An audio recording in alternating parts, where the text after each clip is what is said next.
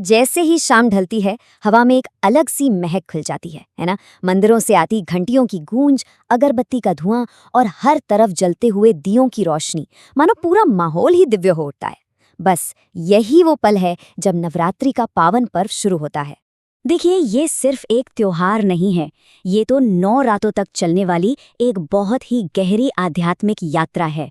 इन 9 रातों में हम सब माँ दुर्गा के अलग अलग स्वरूपों की पूजा करते हैं और हर दिन, हर एक रूप से हमें जीवन का एक नया, गहरा सच समझ में आता है। तो चलिए इस यात्रा को थोड़ा और करीब से समझते हैं।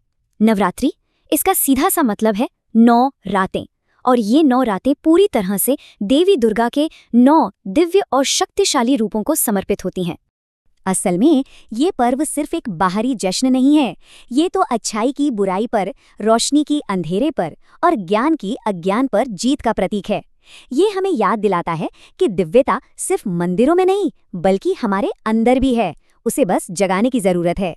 तो आइए इस आध्यात्मिक यात्रा के 9 कदमों को देवी के 9 दिव्य रूपों के जरिए समझते हैं। हर रूप अपने आप में एक नया सबक, एक नई शक्ति का प्रतीक है। यही है वो 9 दिन की आध्यात्मिक यात्रा, चेतना की 9 सीढ़ियां। हर दिन देवी का एक नया रूप, एक नया एहसास। इस सफर की शुरुआत होती है माँ शैलपुत्री से। वो पर्वतराज हिमालय की बेटी हैं और स्थिरता और पवित्रता की नींव हैं। उनकी पूजा करके भक्त अपनी आध्यात्मिक यात्रा का पहला कदम रखते हैं और फिर एक एक करके पूर्णता की ओर बढ़ते चले जाते हैं। दूसरा दिन है माँ ब्रह्मचारिणी का। वो तपस्या, अनुशासन और अटूट भक्ति का साक्षात स्वरूप है।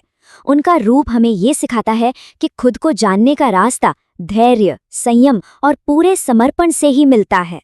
फिर आता है तीसरा दिन, माँ चंद्रघंटा की आराधना का। उनके माथे पर घंटे के आकार का अर्धचंद्र है, जो शांति और सुंदरता का प्रतीक है, और उनका पूरा स्वरूप साहस और निडरता का है। वो हमें सिखाती हैं कि असली हिम्मत डर का न होना नहीं, बल्कि डर पर काबू पाना है। चौथा दिन माँ कूष्मांडा को समर्पित है। माना जाता है कि जब कहीं कुछ भी नहीं था, तब उन्होंने अपनी एक हल्की सी मुस्कान से ही इस पूरे ब्रह्मांड की रचना कर दी थी। वो सृजन, ऊर्जा और जीवन के उत्सव की देवी हैं। वो याद दिलाती हैं कि एक छोटी सी दिव्य चिंगारी भी पूरे ब्रह्मांड को रोशन कर सकती है। पांचवा दिन आता है माँ स्कंद माता का, जो मातृत्व, करुणा और निस्वार्थ प्रेम की देवी हैं। उनका स्वरूप देवी की शक्ति को कोमलता और ममता के रूप में दिखाता है। वो सिखाती हैं कि सच्ची शक्ति सिर्फ रक्षा नहीं करती, वो पालन पोषण भी करती है। छठा दिन माँ कात्यायनी की पूजा का होता है। वो अन्याय को खत्म करने और धर्म की रक्षा के लिए अवतरित हुईं। माँ कात्यायनी शक्ति, संकल्प और न्याय की देवी हैं, जो हमें सिखाती हैं कि सच के लिए हमेशा डट कर खड़े रहना चाहिए। सातवां दिन समर्पित है माँ कालरात्रि को। उनका रूप देखने में भले ही भयंकर लगे, पर वो अपने भक्तों की सबसे बड़ी रक्षक हैं। वो अज्ञान, डर और सारी नकारात्मकता का नाश करती हैं। वो सिखाती हैं कि कभी-कभी बदलाव का रास्ता अंधेरे से होकर ही गुजरता है। आठवां दिन है माँ महागौरी का। वे शांति, पवित्रता और मन की शुद्धता का प्रतीक हैं। असल में कठिन तपस्या और संघर्ष के बाद आत्मा जिस परम शुद्ध अवस्था को पाती है, माँ महागौरी उसी का संदेश है। और फिर आता है 9वां दिन, जो माँ सिद्धिदात्री को समर्पित हैं। वो हर तरह की सिद्धि, ज्ञान और पूर्णता देने वाली देवी हैं। ये नवरात्रि की यात्रा का आखिरी पड़ाव है, जहाँ साधना, भक्ति और आत्मशुद्धि ज्ञान और कृपा में बदल जाती है। लेकिन सुनिए, नवरात्रि की ये यात्रा सिर्फ अंदर ही अंदर नहीं चलती। ये भक्ति और उल्लास का एक इतना खूबसूरत संगम है, जहाँ हमारी आंतरिक साधना बाहरी उत्सव बनकर झलकती है। एक तरफ गरबा के गोल घेरे में थिरकते कदम हैं, जो जीवन और ब्रह्मांड के चक्र का प्रतीक है, तो दूसरी तरफ डांडिया रास की जबरदस्त ऊर्जा है, और साथ ही साथ व्रत, पूजा और ध्यान के जरिए मन और आत्मा को शुद्ध करने की कोशिश भी चलती रहती है। ये त्योहार हमें एक और बहुत जरूरी बात याद दिलाता है कि असली लड़ाई सिर्फ बाहर नहीं है, वो तो हमारे भीतर भी चल रही है। ये लड़ाई है डर के खिलाफ, गुस्से, लालच और अहंकार के खिलाफ, और माँ दुर्गा की पूजा हमें इन अंदरूनी अंधेरों पर जीत पाने की हिम्मत देती है।